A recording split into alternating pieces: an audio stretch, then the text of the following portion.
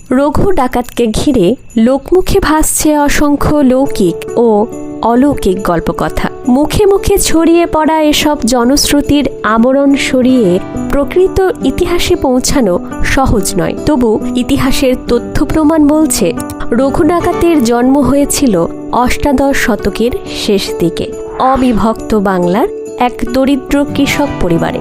জন্মসূত্রে তার নাম ছিল রঘু ঘোষ। সে প্রায় 200 বছর আগের কথা। তখন সুতানুটি গোবিন্দপুর আর কলিকাতার বুকে দাপিয়ে বেড়াচ্ছে ইস্ট ইন্ডিয়া কোম্পানির সাহেব প্রভুরা। বাংলার গ্রামাঞ্চলে ততদিনে শুরু হয়েছে নীলকর সাহেবদের দমন পীড়ন।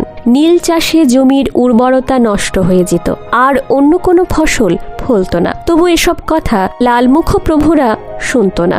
যে সমস্ত চাষি নিজেদের জমিতে নীল চাষে আপত্তি জানাতো, তাদের ধরে আনার জন্য পেয়াদা পাঠানো হতো।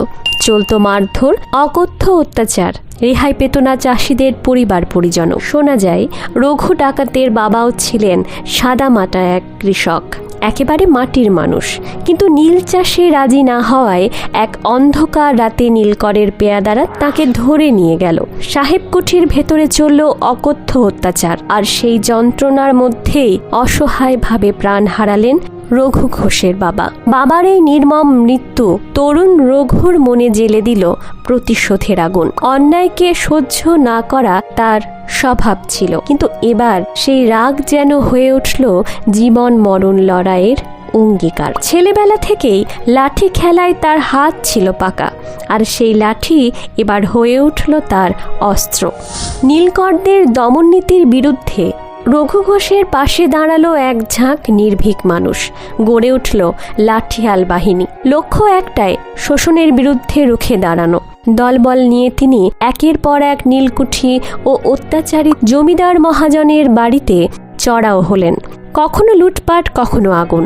জ্বালিয়ে দেওয়া হতো বেনামি দলিল, ধ্বংস করা হতো গরিবের কাছ থেকে কুড়ানো অবৈধ সম্পদের খতিয়ান।